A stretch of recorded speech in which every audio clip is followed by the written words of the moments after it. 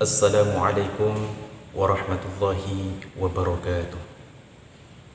Alhamdulillah, alhamdulillahil wahidil ahadil fardis samad, alladzi lam yalid wa lam yulad wa lam yakul lahu kufuwan ahad.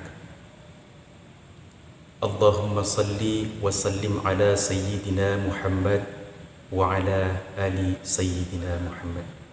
Hadirin kaum muslimin, pendengar channel media Al-Kifayah yang saya hormati.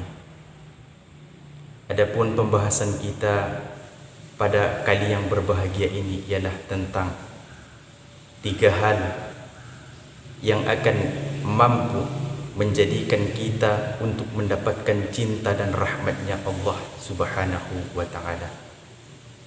Di dalam kitab Mukhtarul Ahadis dijelaskan, karangan Imam Said Ahmad Hasim Al-Misri, hadis yang ke-489, Rasul mengatakan, "Thalathu kunna bihi awahullahu ta'ala fi kanabihi wa satara alaihi birahmati fa adkhalahu fi muhabbatihi." Ada 3 hal, kata Nabi, yang apabila dimiliki oleh seseorang manusia, maka ia akan mendapatkan cinta dan rahmatnya Allah.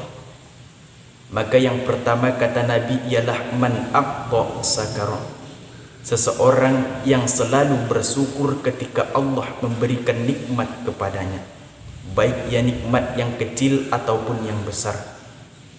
Bukankah Allah berfirman di dalam Al-Quran surah Ibrahim ayat 7-8, A'udzu billahi minasyaitonir rajim. Bismillahirrahmanirrahim. La in syakartum la azidannakum wa la in kafartum inna azabi lasyadid. Jika kamu bersyukur akan nikmat yang aku berikan, kata Allah, la azidannakum, akan aku tambah. Di dalam kitab Tafsir Sawi jilid 2 diterangkan pengertian dari kalimat la azidannakum ialah min khairid dunya wal akhirah, bahwasanya Allah Ta'ala itu tak hanya memberikan kenikmatan atas orang-orang yang bersyukur di dunia, bahkan sampai ke akhirat Allah akan berikan kenikmatan kepadanya. Di suatu hari seorang sahabat datang menjumpai Rasulullah. Ya Rasulullah, ausini bisai'in yanfa'uni Allahu bih. Berikan aku nasihat ya Rasul yang akan berguna bagi diriku di sisi Allah, kata sahabat. Maka Rasul menjawab, ya sahibati, wahai sahabatku, alaika bisukri fa inna sukra yazidu bin ni'ami, kata Rasul. Hendaklah kamu selalu bersyukur, karena bersyukur akan dapat menambahkan kenikmatan bagi dirimu di sisi Allah, kata Rasul. Dari hadis tersebut dapat kita simpulkan betapa pentingnya untuk mensyukurkan atas segala nikmat yang Allah berikan. Maka Allah Ta'ala akan mencintai dan memberikan nikmat kepada kita. Lalu yang kedua, kata Nabi, untuk mendapatkan cinta dan rahmatnya Allah ialah wa idza qadara ghafara, seseorang yang selalu memberikan maaf kepada orang lain. Yang namanya manusia pasti mempunyai kesalahan.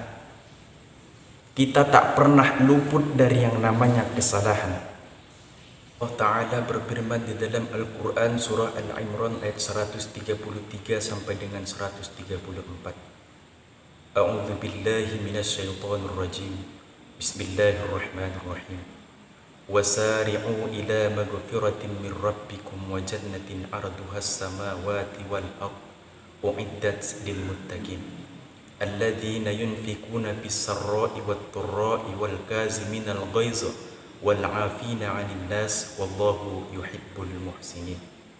Dan bersegeralah kamu mencari ampunannya Allah yang mana luasnya seluas langit dan bumi, yang Allah berikan hanya kepada orang-orang yang bertakwa dan orang-orang yang mau berinfak di waktu lapang maupun ia sempit, wal afina 'anil nas, dan orang-orang yang mau memberikan maaf terhadap saudaranya yang lain ketika seseorang meminta maaf dan ketika seseorang mempunyai kesalahan terhadap dirinya.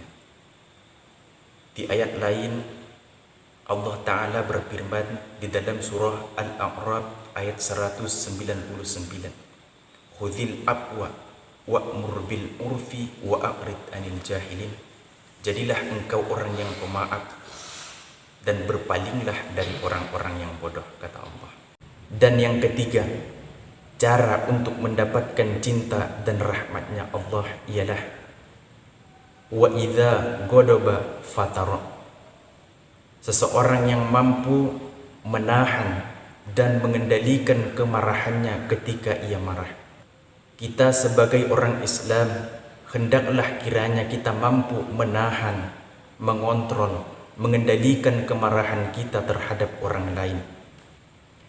Dalam sebuah hadis Rasul pernah mengatakan, al-ghadabu yufsidul imana kama yufsidus sabarul asal, rawahul Baihaqi. Marah itu dapat merusak keimanan seseorang sebagaimana pahitnya empedu merusak manisnya madu. Seseorang yang kuat itu bukanlah orang yang mampu mengalahkan ribuan para musuhnya, melainkan orang yang mampu mengontrol dan mengendalikan kemarahannya ketika ia marah. Dan Rasul juga pernah mengatakan, laisa sadidu bisur'ati wa innamas sadidul ladzi yamliku nafsahu indal ghadab, rawahul Bukhari. Tidaklah orang yang kuat, kata Nabi, orang yang mampu mengalahkan ribuan para musuh, melainkan orang yang mampu menahan, mengontrol dan mengendalikan kemarahannya ketika ia marah. Di suatu hari terjadi peperangan antara orang Islam dengan orang kafir. Sesuai dengan tata cara perundang-undangan peperangan di masa itu, sebelum diadakan peperangan antara orang kafir dengan orang Islam, maka akan diadu satu persatu dari orang kafir dengan orang Islam. Maka keluarlah dari golongan orang Islam yang bernama Sayyiduna Ali. Maka ia berlari ke tengah-tengah untuk dijadikan seseorang dari pasukan orang Islam untuk melawan orang kafir. Maka akhirnya Sayyiduna Ali bertarung mati-matian dengan orang kafir. Akhirnya Sayyiduna Ali bisa mengalahkan orang kafir tersebut. Ketika Sayyiduna Ali ingin menancapkan pedangnya di kening orang kafir tersebut, orang kafir itu masih sempat meludah ke kening Sayyiduna Ali. Maka apa reaksi yang dilakukan oleh Sayyiduna Ali? Seketika itu juga Sayyiduna Ali melepaskan orang kafir tersebut, memberikannya kembali ke gerombolannya orang-orang kafir. Maka para sahabat lain heran apa yang sedang dilakukan oleh Sayyiduna Ali. Maka Sayyiduna Ali menjawab, tadi aku ingin membunuh orang kafir tersebut lillah, karena Allah semata. Dan sekarang aku ingin membunuhnya, tidak ada niat lain melainkan hanya kemarahanku karena ia sudah meludahi keningku, kata Sayyidina Ali. Karena apabila seseorang muslim itu telah mampu menahan dan mengendalikan kemarahannya, ia akan mendapatkan nilai keutamaan yang sangat istimewa di sisi Allah. Bukankah Rasul pernah mengatakan, man katama ghaizan wa huwa qadirun ala an yunaffizahu da'ahu Allahu ala ru'usil jalaifa hatta yuhayyirahu min khurin in yuzawwijuhu minhu ma sa'a. Hadis diriwayatkan oleh Imam Abu Daud dan Tirmizi. Apa kata Nabi? Siapa yang mampu menahan dan mengendalikan kemarahannya padahal ia mampu untuk melampiaskannya, kata Nabi, maka Allah nanti akan menyerunya di hadapan para makhluk dan memberikannya para bidadari dan akan menikahkan dengan dia yang mana saja yang ia kehendaki, kata Rasul. Maka marilah sama-sama kita meraih cintanya Allah dengan 3 hal yang disampaikan oleh Nabi tadi. Semoga apa yang sudah kita bahas tadi dapat memberikan makna bagi kita semua di bulan Ramadan yang penuh keberkahan ini. Saya atas nama Muslimin Rangkuti mohon maaf apabila ada kesalahan. Tak ada gading yang tak retak, tak ada tebu yang tak berruas, tak ada manusia yang tak bersalah dan salahnya itu bisa dimaafkan. Wallahumma wafiq ila aqwamit thariq.